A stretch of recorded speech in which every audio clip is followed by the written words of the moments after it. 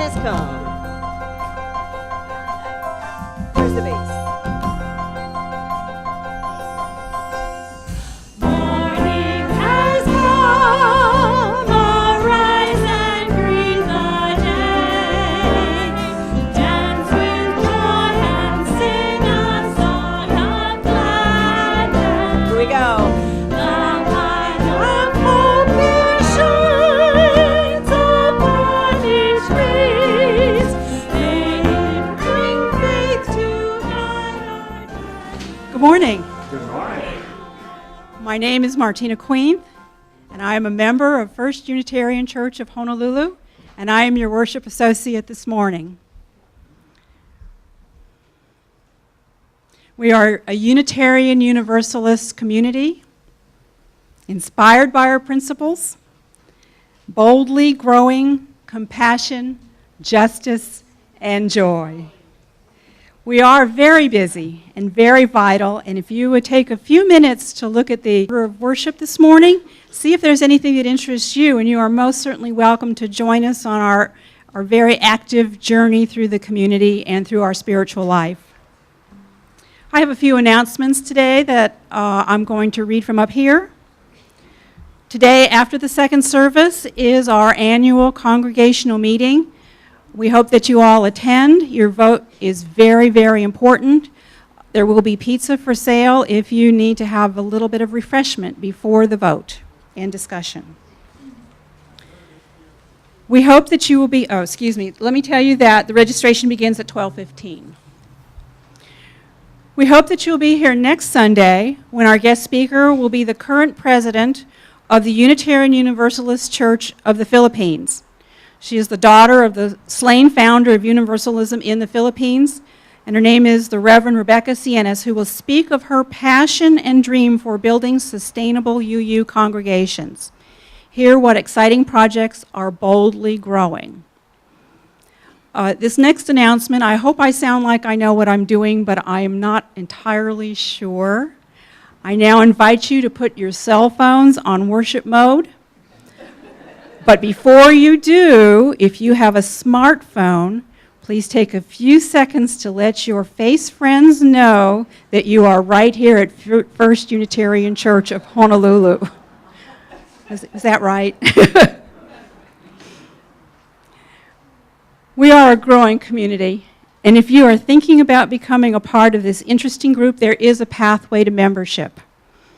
The first step is to attend an hour-long class called All About Our Church, which is held next Sunday after the second service at 12:15, that's June 16th, in the Fred Harper Room.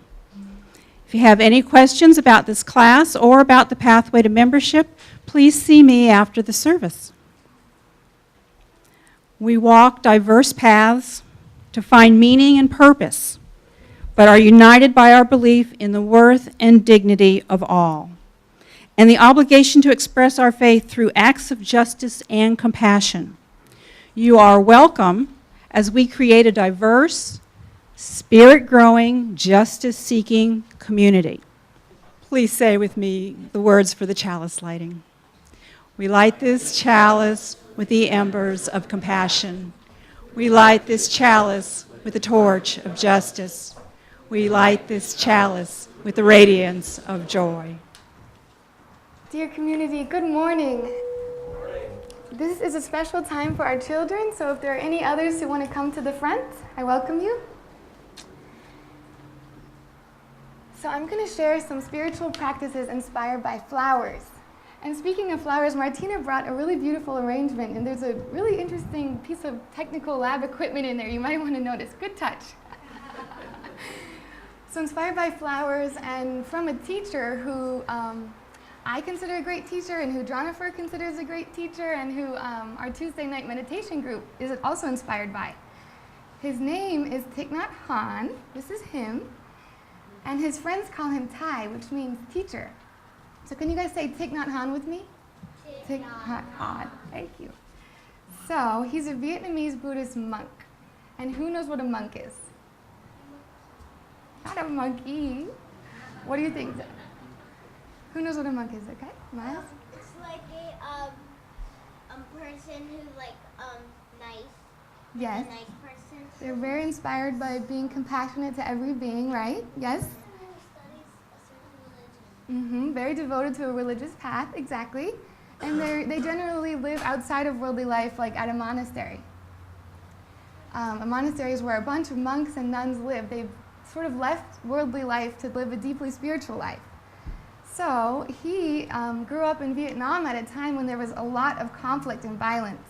And he was actually exiled because of his outspoken peace activities during the Vietnam War.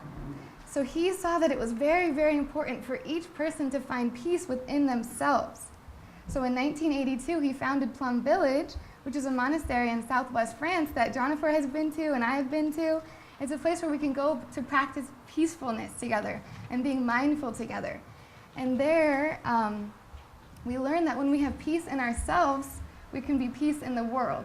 And so that's our practice every single day. And one way you can develop peace in yourself is by just sitting quietly and breathing. So this is called meditation. So have any of you meditated before, and what did you think? Kaylin? I think when you meditate, it is good for your body. Yes. It's very good for your body to relax, right? A peaceful body will help a peaceful mind and vice versa, right? Very good. Philip, what do you think? Okay. Any other thoughts on meditation? You guys know? You just want to give it a try? Okay, let's do it. So with each in-breath, we can notice our breathing in. And with each out-breath, we can notice that we are breathing out. So let us put our hand on our belly for a moment and feel our breathing. Our belly goes out, and then it goes in. Breathing in and breathing out. I close my eyes and I stay with my breathing in. I close my eyes and I stay with my breathing out. It's so wonderful to feel my breath coming in. It is so wonderful to feel my breath going out. Breathing in, I am blooming like a flower. Breathing out, I feel fresh. Flower, fresh. So when we breathe like this, our body and our mind come together. And when our body and our mind are together, we are capable of living life more fully. We're able to enjoy what is going on in us and around us in each moment. But sometimes we need to stop just sitting around. So Thich Nhat Hanh has developed exercises called the 10 mindful movements. The practice of the mindful movements is like what Kaylin said, to bring awareness and enjoyment into our bodies, into the movements that we make with our bodies. So we're just going to do one of them, the flower movement, which is my favorite one. And Kaini is going to help me show you what to do. So please stand or sit with gusto if you'd like to join us. So breathing in, here, stand up. We're going to do a flower movement. We're together. Breathing in, lift your arms out to the side, palms up, until your arms are shoulder level, parallel to the ground. Breathing out, touch your shoulders to your fingertips, and you can look up if you want to, keeping your upper arms horizontal. Breathing in, open your arms, extending them until they've stretched out to a horizontal position again. Breathing out, bend your elbows, bringing your fingertips back to your shoulders. When you breathe in, you're like a flower opening to the warm sun. Breathing out, the flower closes. From this position, with your fingertips on your shoulders, do the movement 3 more times.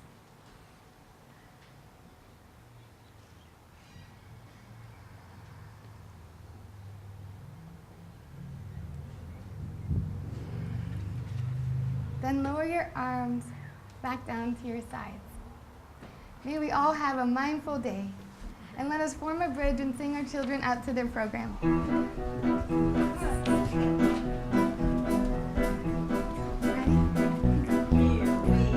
You shall go out with joy and be led forth with peace.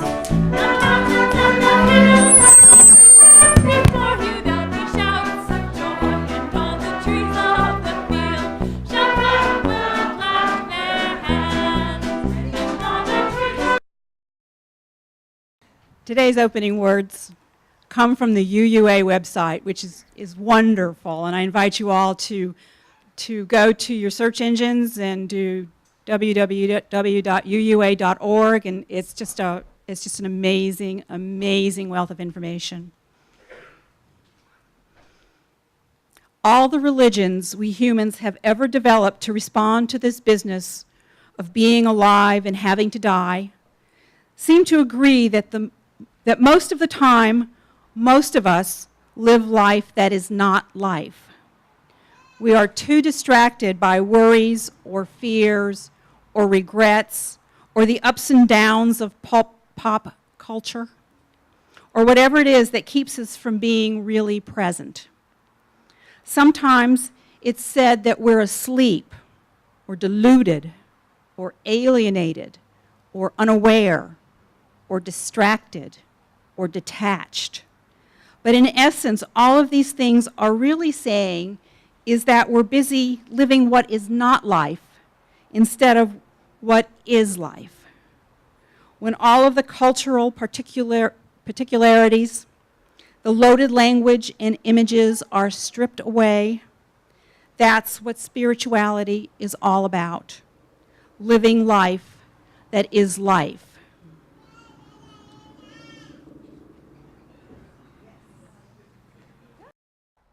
Last week I talked a little bit about what spiritual growth means, and indeed for the whole month of June, we will be exploring this idea of spirituality. And so last week, I engaged in a more heady kind of conversation about spirituality, and if you missed it, I used to be able to just say, well, then you missed it, but unfortunately these days they could be found online, so you could actually go back and take a look at it. And so today, I'm going to be taking it up the next level and talking about moving from spiritual apathy to spiritual activity and what that movement looks like. And before I begin, I wanted to just highlight that Margaret last week talked about engaging or participating in, or celebrating, I should say, commemorating her high school reunion, class of 63. And Kailua High, class of 63, yeah. And so it reminded me that oftentimes when we think about reunions, we think about who we're gonna run into and what these people are gonna look like years later. And it often becomes a comparison kind of thing of, well, I remember when way back when they used to be a size 1 and now they're a size 13. Or I remember way back when so-and-so had a full set of gorgeous flowing hair that went up to their waist, and now look at them, they're balding. And, you know, so there's all these things that we pick up on as we age over the years, and as people, quote unquote, stop taking care of themselves. And I think just as that is true physically for some of us, that as we grow older or as we go through life, that inertia sets in and apathy sets in, that we stop taking care of ourselves. And is that true spiritually as well? Well, sometimes, yeah, that does happen as life gets in the way. And so I'm saying today that there's probably 3 major challenges and hindrances to spiritual growth. The first one, I already mentioned, that flabbiness, that spiritual unfitness. I'm going to call it sagging. Because after a certain time, gravity begins to take its toll, and things aren't as perky as they used to be, are they? And so that's the first spiritual decline, shall we say, no pun intended, as gravity sets in and as inertia sets in, is sagging. The other two, I believe, the other 2 S's, I think I talked about or covered a little bit last week. Remember when I talked about our tendency sometimes to want to find a shortcut so that we could get from point A, which is a low level of spiritual growth, to enlightenment, point D we'll call it, just like that. That somehow there's a shortcut way to do so, and we don't have to go through steps B and C in order to get to D. Remember that conversation? So that's the second S. And the third S, remember when I was talking about our tendency to want to have instant gratification, that we don't want to have pain in order to have the gain, that we want to have some kind of spiritual growth hormone that we could take. So the third one, the third S, I'm calling S for steroid. So Lance Armstrong, eat your heart out. It's not doping though, is it? Are steroids dopes? I don't know. Anyway, so those are the three main factors that I'm addressing this morning. But before I go any further in terms of what spiritual activity or spiritual practices I'm suggesting this morning, I just want to have an asterisk next to the sermon and a disclaimer that I know that Unitarian Universalists don't have prepackaged spiritual workout plans, do we? Probably not. So, whereas some faith traditions, they will tell you exactly the formula to follow. All you need to do is have a prayer life every morning, or even 5 times a day, as in some religious traditions. And all you need to do is go home and say your Hail Marys 10 times and your Our Father 5 times. Then boom, you're absolved, and boom, you're on your way to spiritual growth and maturation. Or some traditions, like Emily mentioned this morning, may have a prepackaged deal of one needs to meditate, one needs to touch the earth in that way. And those are all great. So I'm not bagging on any of these pre-packages at all. All I'm saying is that we come from a community that is extremely diverse, theologically, and spiritually speaking. Just for example, this past week, after I preached the sermon last week, a couple of people came up to me and said how much they appreciated the sermon and the talk about spirituality because it's helped them grow in their own spiritual lives. And these people range from pagan, going from the inner temple to the outer temple to other areas in our lives, to interfaith, to Buddhist, to you name it, we probably have it in this congregation. And I would dare say that even humanists and atheists have a spiritual practice and a spiritual life. And so the sermon is also not so much targeted for those of you who are here this morning. Because you may say to yourself, well, isn't coming to church a spiritual practice? Isn't getting up in the morning, getting dressed, getting in my car, or taking the bus, or however it is that you get here, enough of a spiritual practice to say that we do this weekly to further and deepen our spiritual lives? And I would say yes to that. But what are some ways that we could further develop it? And what are some tips whenever you fall and whenever you feel like you can't get up? All right, so are we ready for my 3 tips? Yes. Okay, good. I'm glad 2 of you are still awake. So number 1 is let's get back to the basics. So once we're down anyway, and we're crawling on the floor, and we're saying, how can we get back up again? Why not enjoy what's down there? Why not enjoy the dirt and actually touch it? Why not look up at the sky and see that the sunshine still comes every morning?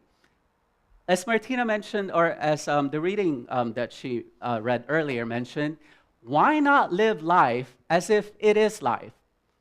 Instead of worrying and complaining that our joints are out of whack or that we're experiencing pain this morning when we woke up, you woke up, didn't you? It beats the alternative, doesn't it? And so for me, it's a great thing just to be alive and just to notice the sunrise. I tell you what, that was one of the big questions for the day that we had during our staff meeting, is when was the last time that you actually experienced the sunrise? And personally, I hate that question because my answer is always never. I hate mornings. I'm not a morning person. I'm one of those people who, instead of saying or praying, "Good morning, Lord," I say, "Good Lord, it's morning." And so I'm quite cranky. But when was the last time that happened, that you actually enjoy seeing the sunrise? And I know this sounds cliche, and it goes into our meditation song, but when was the last time we actually stopped and smelled the roses?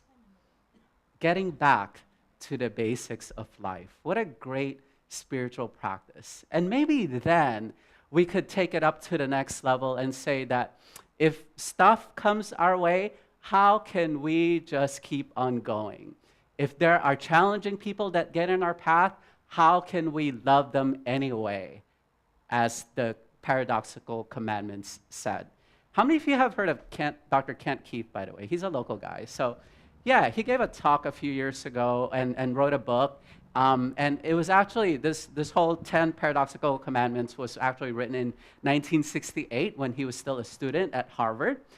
And it was then published, and somehow or another it ended up on the walls of a children's orphanage in Calcutta, India, run by Mother Teresa. And so it's had quite a significant impact throughout the world. And you could go back and check to see what the other 10 commandments are, but I thought that was such a good way to look at life, don't you? That even though all these things may happen, even though there may be some obstacles that come your way, do it anyway. Our job isn't to worry about all that negative things that's going on. Our job is to continue with the vision of what we have and what we're called to do. And so what do I mean by this? Well, I do have a spiritual practice that I share with a couple of people, usually on Monday mornings, called snorkeling Hanama Bay. And I tell you what, though, during the wintertime, I get very fussy, and Nan could attest to this. Every time I step in the water, I go, it's cold! How spoiled am I compared to the waters in Boston, for example, where it's even much, much colder? And here I am wearing my wetsuit, going into the water, saying it's frigid cold. And so I'm so glad that Nan's there to remind me that this is just like going and doing yoga. The most important aspect of it is just putting your mat out. So that's all you're called to do. Do it anyway. So even if the water is cold, even if the visibility is bad, even if the waves are choppy, even if there's a lot of tourists there and all you can see are people's feet and them kicking up the sand all over the place. So no matter how much you hate people at that time, do it anyway, because it's your damn spiritual practice, all right?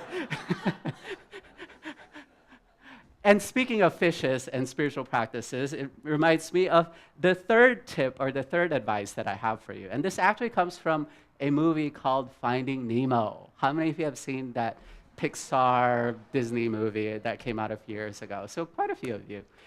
Remember that line from Ellen DeGeneres, who plays the role of a blue butterfly fish? Dory, yeah, that's her name.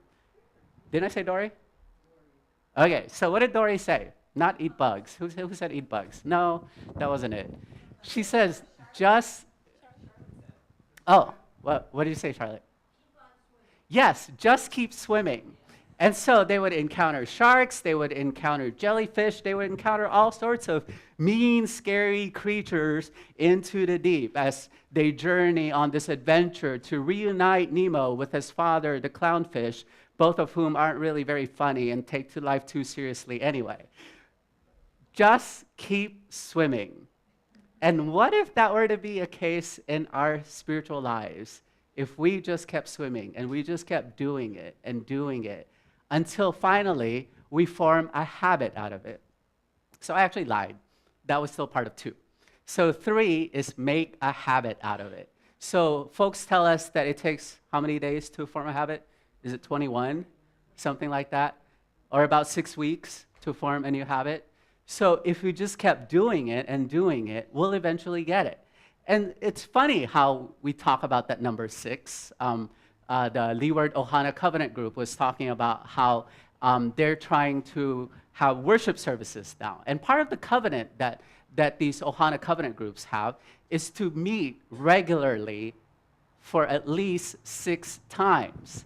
Because out of that, then the relationship grows and the bond deepens between the people who are in that group. And whenever we engage in a new spiritual activity or a spiritual practice, it's always difficult at first, especially if you're trying to do it by yourself. I don't know how many of you have tried doing yoga by popping in a DVD. I mean, it's fine, and it's great to still be able to do that practice, but isn't it a lot better to do it with a group of people? Because you know that there are others that are working out with you. So you have workout buddies, in other words. And maybe that's the same case for why we gather here together on Sundays, is that we need other people to guide us and to help us grow spiritually. And for those of you who are attending the 11 o'clock service, I will have you know that we are actually getting quite full in the service. And as our guest from Atlanta noted, that our parking lots are getting quite full. And of course, we know this theory, of course, in the church world, that when you're at 80% capacity, you're really at 100% capacity.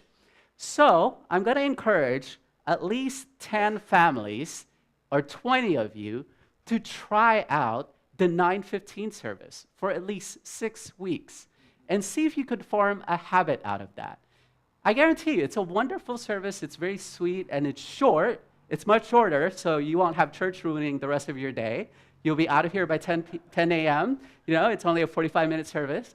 And so it's a wonderful way to engage in maybe something new and forming a habit out of it. We can do it if we are in relationship together, if we are encouraging one another. I don't know how many of you have seen this bumper sticker around. I heard some groans here. So some of you may have heard that this was actually a branding kind of process. So in Haleiwa, there's a group of Christians who wanted to reach out to the surfer and the skater community, and they wanted to come up with a cool logo. So they said, well, why not "He is greater than I"? And as probably indicated by the groans, I'm not going to judge anybody's theology here, but I must say that it did bother me as well, in that it's patriarchal and sexist and hierarchical, but those aren't value judgment. So my partner and I have become quite critiques of bumper stickers these days, and so we thought, well, what alternative are we proposing? So if we think there's something wrong with this picture, then what should we be saying? And then we thought, well, how about "She is greater than he"? You know, how's that for a feminist aspect?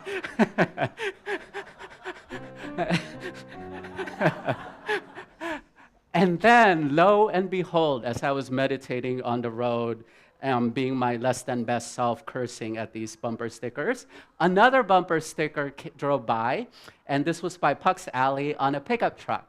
And this is what it said: "We is greater than I." And so just a one-letter difference, yet I think makes all the difference in terms of what we could buy into in UU theology as Unitarian Universalists. Can we say that when we are working off of the interdependent web of life, that we are much stronger, we are much more powerful, and we can make a much greater impact than if we were to do this work all by ourselves? Can I get an amen to that? Yeah, I think "we" is greater than I. So anybody want to get into a new franchise and print a bunch of these bumper stickers for us so that we could have it in our cars? "We" is greater than I. Tubbins, are you volunteering to do that? Oh, Cafe Press. There you go. Yeah, we'll print that out online. How's that? So today, here's what I want to leave you with. We here at the First Unitarian Church of Honolulu are like fitness trainers. So just picture us as a Richard Simmons type, minus the really short shorts, of course. So boys and girls, are you ready to sign up for a spiritual fitness plan? Yay. Well, we have a package that you could work on yourself as well to put together using all the resources and all the tools that you see around you. Because together, we can overcome sagginess. Together, we don't have to take shortcuts. And together, we don't necessarily have to take steroids to become spiritually fit and to grow spiritually. May we continue to realize the fact that we are mo better together. May it be so.